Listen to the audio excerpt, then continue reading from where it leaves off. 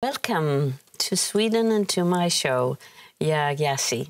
Thank you. Thank you for having me. This is your first novel, and in English it's called Homegoing. Yes. And it's a heartbreaking story. It's about love, but it's also a very difficult story to read, I thought, what slavery does to people. Right. Yes. And you have been almost all your life living in the US, but you're from Ghana.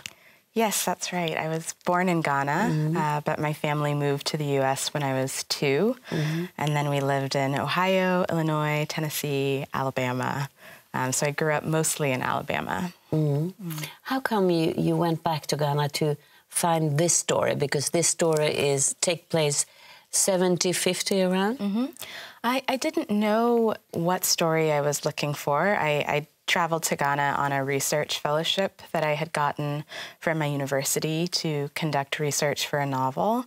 And really just by chance, I ended up at the Cape Coast Castle. And if you explain what that is. Sure. The Cape Coast Castle is a slave fort that still stands in Cape Coast, Ghana. It was where they kept the slaves before sending them out along the Middle Passage to America, to the Caribbean. And on the upper levels is where the soldiers lived and worked, the British soldiers lived and worked. And then below, down in the dungeons, is where they kept the slaves. And you could hear the screams from at night or even imagine that back then, you know, it must have been pretty harrowing. You could probably hear them. Yeah.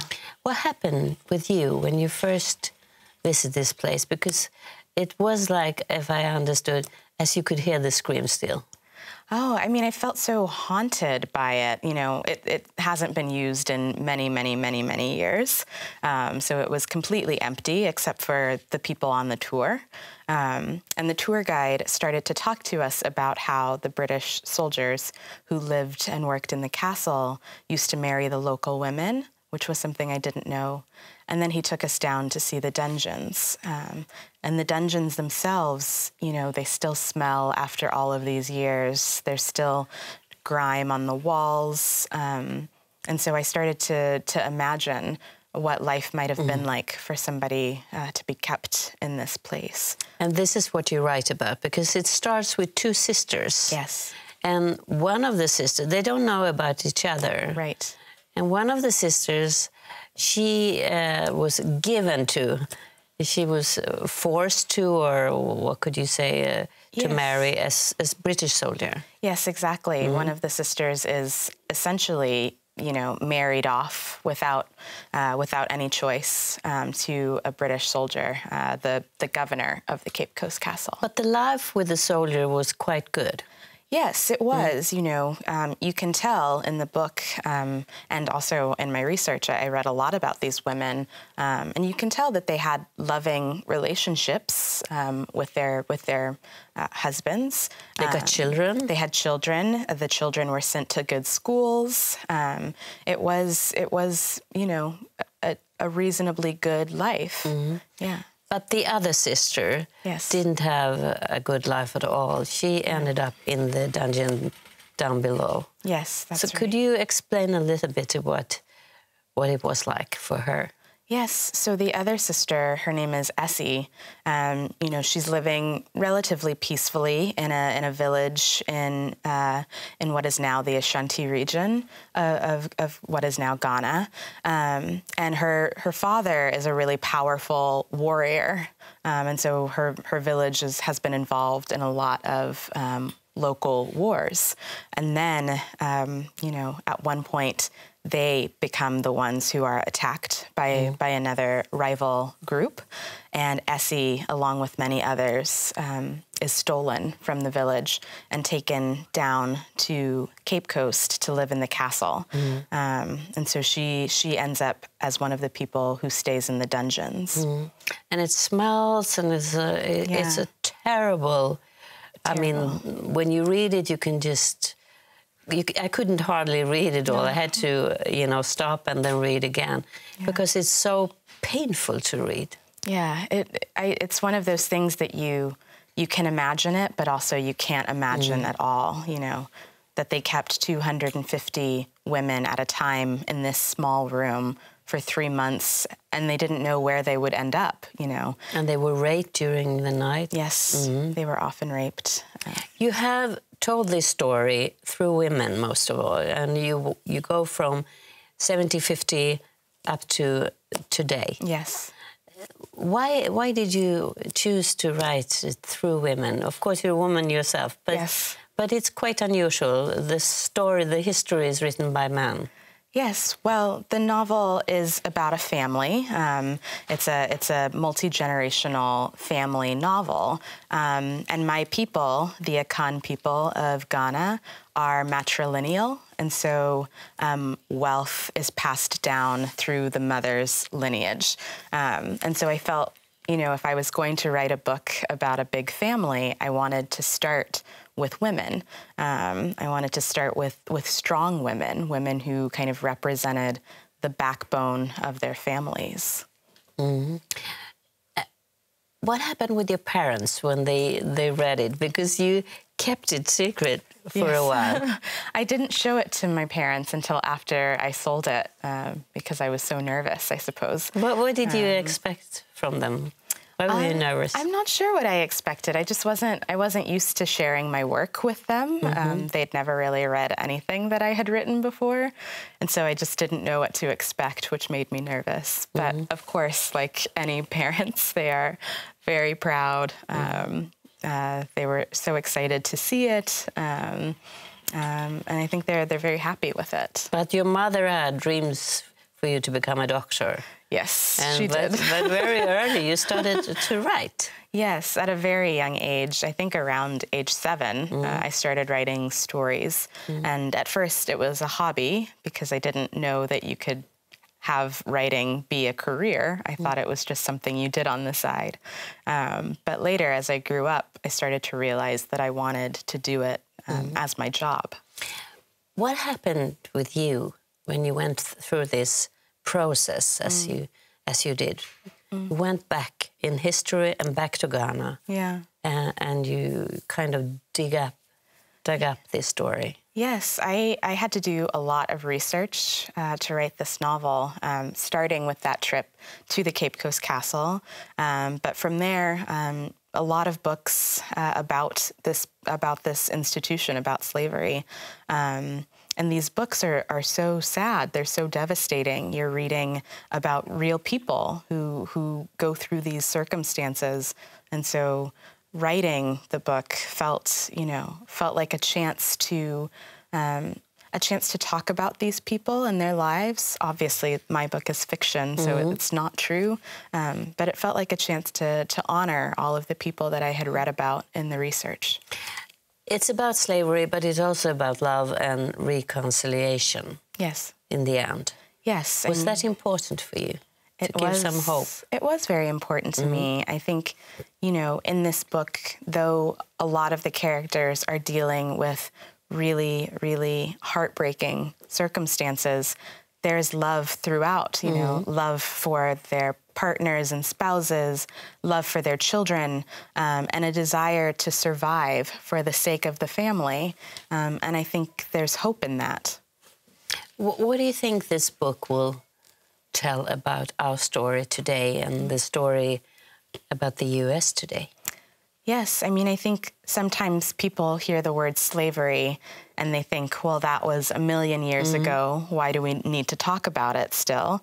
And I think this book tries to show how slavery did end, but then it led into this moment, which led into this other moment, which led into this other moment. And so when we look at situations that are going on in our present, we can't forget where they came from. You have to remember that nothing appeared out of nowhere. And so that's what I hope that this book can show. So what can you see, slavery today, what do you see? Can you see something in your daily life? Yeah, I think in America right now, the Black Lives Matter movement has been going on for several years, and that movement to me is not so much about these last 4 years. It's not so much about just what's happened in recent years. It's about the fact that so little has changed in the last 40 years. Could you give some examples? What hasn't changed? So, for example, in the book, in the chapter called H, there's a character who is arrested for a really petty crime and sent to prison. But because of the convict leasing system, he's not just sent to prison, he's hired out by a private company and sent to work in a coal mine. And this is a system, the convict leasing system, that started up right after the end of the Civil War. And it really is kind of the beginning of criminalizing Black men for crimes that you wouldn't criminalize white people for in America. And we see now, today, something like, I think the figure is 1 in 3 Black men are a part of the prison system in America today. And that's a crazy number. And you hear a figure like that and you think, well, that's just how things are. But if you trace it back to this moment right after the Civil War, when they started to criminalize Black men for really petty crimes, it starts to make sense. And so again, putting these moments in the present, in the context of history, helps us to understand why some of these things are happening. Were you surprised when Donald Trump became president? Yes and no. I mean, I think I certainly had a sense of how divided America was. I knew you had a sense because a lot of people got surprised. Yes, but I grew up in Trump country. I grew up in Alabama, and so for me, I knew that people agreed with him. That part of it wasn't a surprise to me. I mean, all the polls were saying that Clinton would win, and so I think we had kind of consoled ourselves with the idea that it would never happen. But the fact that it did happen, I think, somewhere in my mind, I was prepared for that. I read this article you wrote that was published the other day in The Guardian, and you talk about small signs of racism, everyday racism, when a white woman is sitting on the bus and a young Black kid is passing by, she's kind of keeping hard on her purse. Yes. Small things like that. Yes. Do you see them, or have you always seen them? Yes, I've always seen them, but I think it's the kind of thing that is intended to be invisible. You're not supposed to see them. It's supposed to happen unconsciously so that you feel as though you have no choice over it. So, for example, if a hiring manager at a company gets 2 resumes that look exactly the same, except one person is Black and the other is white, statistically, they are more likely to hire the white person. Where does that come from? You don't think that you are doing something racist consciously, and yet if you don't think about those moments, if you don't think about your invisible influences, you're kind of doomed to repeat these systems of oppression. And the invisible things are very hard to fight against. Yes, it is. Because you hardly see them. Yes, you hardly see them, and they happen really automatically. Yeah. You're coming from a well-educated middle-class family. Have you still been exposed to racism during your life? Yes, certainly. Sometimes explicitly in terms of names that people will call me, and sometimes less explicitly. What does that do? What did it do to you? It's a sad thing because you realize that there's no amount of achievement that you can attain. No matter how many degrees I have, no matter how well my books do, if people don't look at me and see that, they can treat me however they want, and that's a really sad position to be in. So are you still optimistic as you are in your novel? Now